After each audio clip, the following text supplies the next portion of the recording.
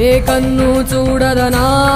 నీ విచ్చల విడిమిడిసి పాటు ఏ చెయ్యి ఆపదనా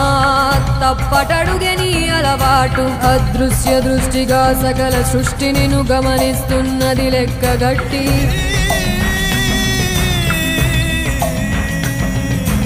ఎంత బతుకు నీదెంత బతుకువో గుప్పెడు మెతుకుల కడుపు కొరకు ఇన్నాటలు వేటలు అవసరమా మనుజా